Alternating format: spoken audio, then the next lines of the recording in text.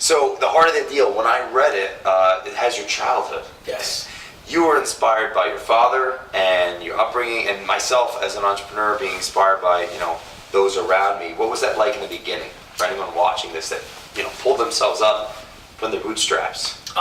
In the beginning, you're always looking for inspiration. You're looking for motivation. But what I found inspiration was in people's failures. So I when I had my mini failures, I was like, that's not a big deal compared to that. So there's the saying, the man with no shoes felt bad for himself until he saw the man with no feet. Wow. So that really kind of helped me. That perspective? Yes, that perspective. And then moving forward in that, before you had the real estate, Rapid Realty, you had a real estate trading company? Well, what I did was I started Rapid Realty, Okay. Recruited a bunch of friends and family, and then when I ran out of friends and family, I started a real estate school, and it became the second largest real estate school in New York City. And you gave that to your parents? I gave that to my parents, yeah. And my dad was a retired school teacher, and I said, Dad, this is my gift to you for teaching me everything about life and being a great dad and mom.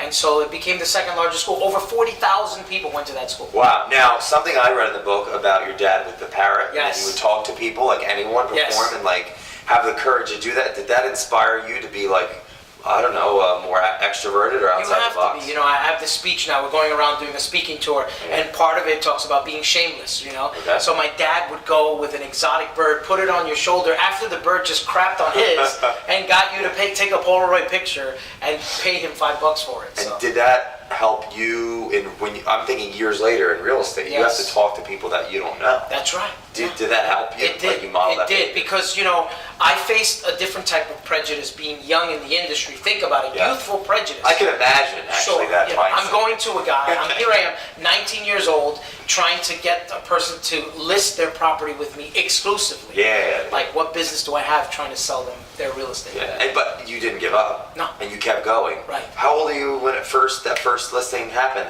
19. Around 19. Yeah. And then Rapid started at 23. 21. 21. 2 years later. It just took me 2 years. You'd be surprised what happens. Yeah, well, I know. Yeah, it's crazy. I'm working on that. And then at 23, you bought your first real estate property. At 21, I bought my first real estate. At 23, I became a millionaire. That's what I keep having Yes, my that's the magic Wait, number. you That's gotta the be number that humble. counts. It's forever to get it out of there. Yeah,